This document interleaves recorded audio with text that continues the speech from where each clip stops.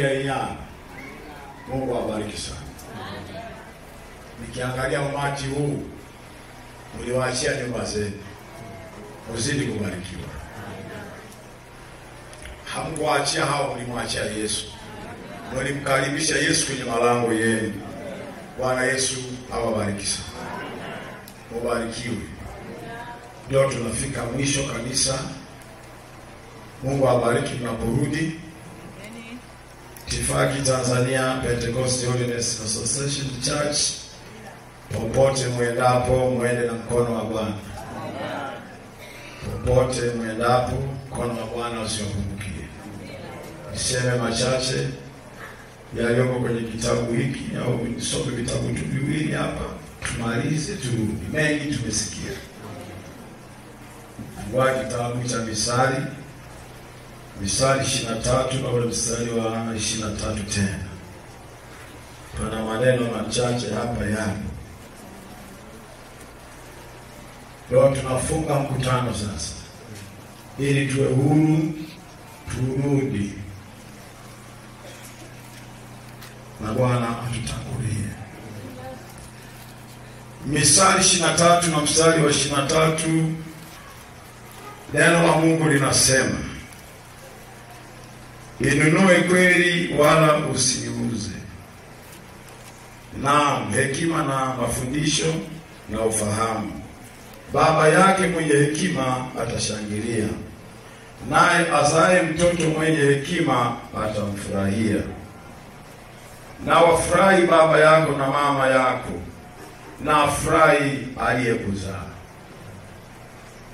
Bwana asifiwe sana. Wote waliompokea Yesu aliwafanya watoto wa Mungu. Wote waliompokea Yesu akawafanya watoto wa Mungu. Yohana anasema hayo. Ukimkubali Yesu, ukachukua amri zake, ukaziweka moyoni, uangalie, usije ukaziondoa kwa jambo lolote lingine la kidunia. Ndio maana anasema inunue kweli ya Mungu. Kweli ni neno. Anasema inunue kweli wala usiuze. Sawa jamani? Unajua, sijui unakuwa ni ugonjwa, na ukimwingia mtu unaweza kufanya mtu nyumbani paka afanye vitu ambavyo sio vya maendeleo. Niwape mfano mmoja. Wewe uko nyumbani pako pale. Jamani, tunakifahamu kifaa kinachoitwa kitanda. Tunakifahamu? Kitanda ni eneo la kupumzikia usiku, kulala usingizi. Lakini mtu anaweza akajitahidi akanunua kitanda 6x6, akanunua na godoro lake, nchi zake zinazojaa kabisa 12. Yani akawa amejitosheleza kwamba hapa kimaisha haji kununua tena. Jamani, kuna kitanda 6x12. Mwisho 6 kwa ngapi? Ukilipokea neno la Mungu likafika kwenye moyo wako, likawa 6x6, halitaondoka. Halitafanya nini? Halitaondoka. Lakini hebu angalia, mtu mmoja alinunua 6x6, amekaa miaka 5, akauza, akaja kununua turubai, akanunua magunia, akaanza kulala kwenye magunia. Pale kwenye magunia anapolala, kumbe kuna funza wanatoka chini, wanatoka magunia, wanauma, wananyona mbavu hizi damu. Kila na asubuhi anakuta huku kuna manundu yamevimba, utazani wadudu walikuwa kimwacha. Kumbe aliondoka mahala pazuri, aliuza. 6x6 iko juu, unalala juu. 6x6 ni urongo. ni mti uliotengenezwa. Sasa mwangalie huyu mtu kwa akili zake aliuza, akitegemea nini katika maisha yake? Na akili timamu. Tuulizane, nasema ameuza, kanunua visafeti vya sementi akaunganisha ndio anatandika, na akili timamu. Ukinunua neno la Mungu likikaa ndani yako, mwangalie shetani ndiye kushawishi kuliondoa. Mkemee. Hapa ndio anazungumza. Anasema na afra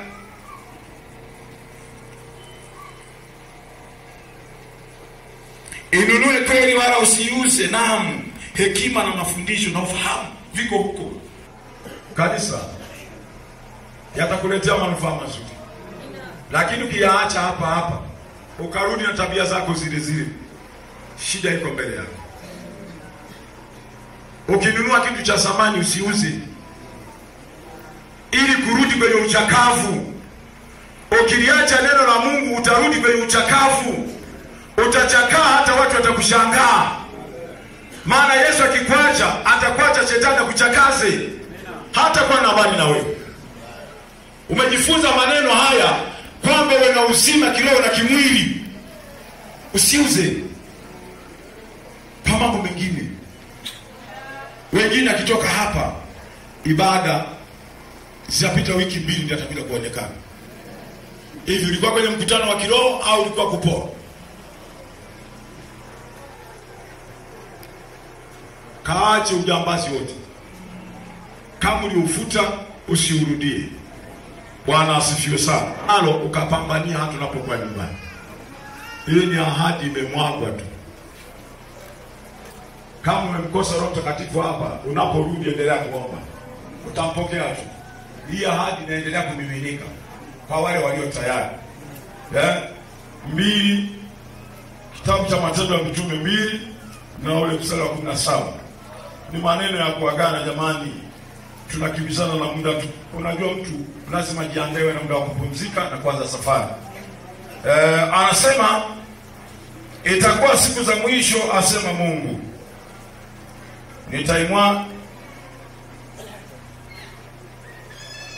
nitawamwagia watu wote roho yangu, na wana wenu na binti zenu watatabiri, na vijana wenu wataona maono, na wazee wenu wataota ndoto.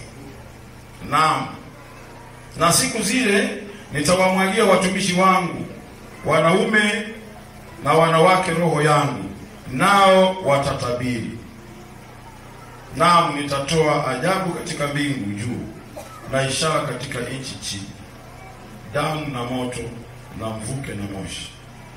Jua litageuka kuwa giza na mwezi kuwa damu, kabla ya kuja ile siku ya Bwana iliyo kuu na iliyo dhahiri. Na itakuwa kila atakayeliitia jina la Bwana ataokoka. Hili neno hatukirudi nyumbani kalirudie kusoma. Waangalie hivi viwango hivi, je, vimekufikia? Bwana asifiwe. Ukirudi nyumbani hapa, urudi kusoma, upaangalie kwamba panazungumza nini. Amezungumza juu ya kumwagwa kwa roho wa Mungu kwa kila mhitaji. Tumekwepo hapa, tumemtafuta. Unaporudi endelea kumtafuta. Wakati huo, kabla siku ile ya kuja Bwana haijaanza kutoa matukio makubwa, wewe uwe tayari. Roho Mtakatifu anakuongoza. Sawa mama? Sawa baba? Watumishi wa Mungu, Bwana tubariki sana. Hatuna maneno mengi, muda wetu unatuambia tukapumzike, tukajiandae. Lakini kila atakayeliitia jina la Bwana ndiye atakayeokoka. Amina. Kaliite jina la Bwana kwa kila shida. Kaliite jina la Bwana kwa kila tabu. Achana na maovu ya dunia. Tumejifunza sana haya. Waliofika leo wanatamani tungeendelea kuhubiri. Muda wetu umeisha. Tunataka tukapumzike. Tukipumzika tuanze safari. Kanisa la Mungu, msafiri na amani ya Bwana wetu Yesu hawatunze safarini, hawatunze njiani, awatunze mnapozurudi, azidi kuwajazia nguvu ya ushindi ya Roho wake Mtakatifu, ili aendelee kuwapigania. Msidi kwa waombaji kuomba kipawa cha Roho Mtakatifu kimsaidie kila moja kwenye maisha ya kiroho. Ukipokea Roho Mtakatifu utakuwa na msimamo ulio bora na ulio sahihi. Mnaona mabinti wengi wako makanisani au vijana au akina mama wanatenda mazambi. Wengi tunawaona ni kwa sababu hawana Roho Mtakatifu.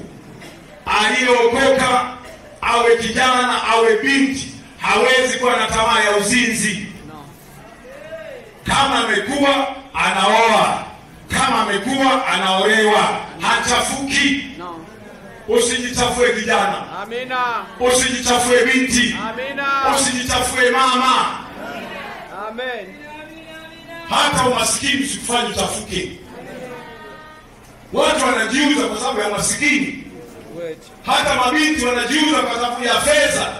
Umasikini tu wameona $1,000 tu cha chips. Wakumbusha Roho Mtakatifu. Dini zote duniani zimeshindwa kukaa kwenye uwepo wa Mungu kwa sababu Roho Mtakatifu hawajatambua kuwa ni zana ya usaidizi. Amina. Bwana sifiwe sana. Unanisikia? Na malizi nasema hivi, ukimpata Roho Mtakatifu macho yako yatakuwa yameponyeka.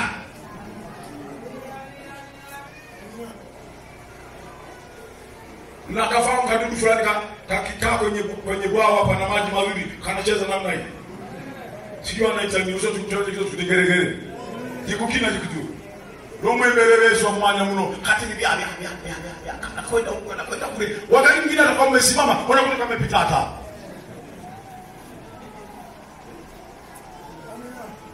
Kama hujaokoka kweli kweli, macho yako yanacheza kama yule mdudu anayecheza juu ya maji kwenye maji hivi. Nitaambia kwamba wewe za Mungu sio nifake sio, yaani photocopy sio original. Ukitenda dhambi nenda na neno hili kwamba wewe kwa Mungu ni photocopy. Ufanye toka kwenye faida ya Mungu. Bwana sifiwe sana. Wamama hukungoza hivi. Maisha ni magumu, fanyeni kazi. Kama maskofu mnalima nyinyi mnafanya mchezo na waume zenu. Baadaye mnagombana kwa sababu chakula kimo ndani. Hiyo ndio maskini ndio wazee. Wa makwe. Roho kwa mlimwengu. Wao tubisa kwa kile mpunga tukwagetwa na guliko. Amina amina. Ni penye nyumba ni penye nyumba.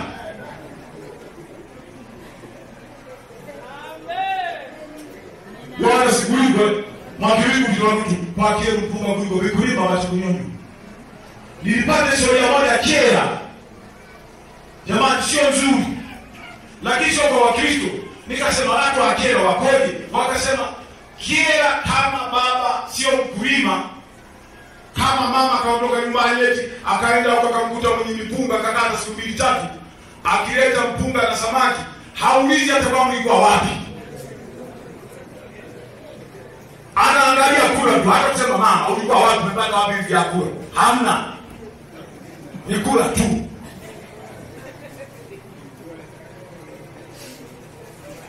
Mwanamke na mwanaume wote ni makahaba.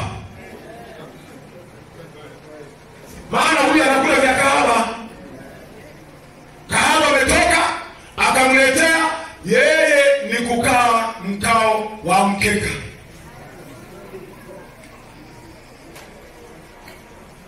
Vijana Mungu awasaidie. Roho amemwagwa kwa vijana watakuwa wenye maono. Sio maono ya kutenda dhambi.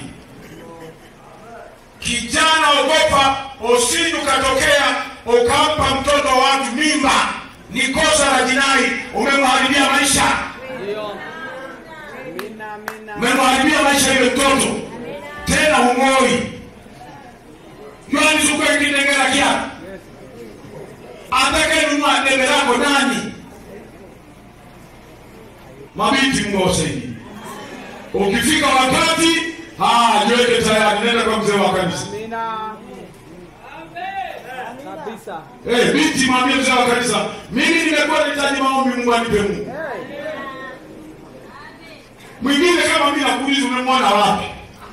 Unasema nimemwona yule pale. Kama Sakashuka aliponiona akasema mama kage yule.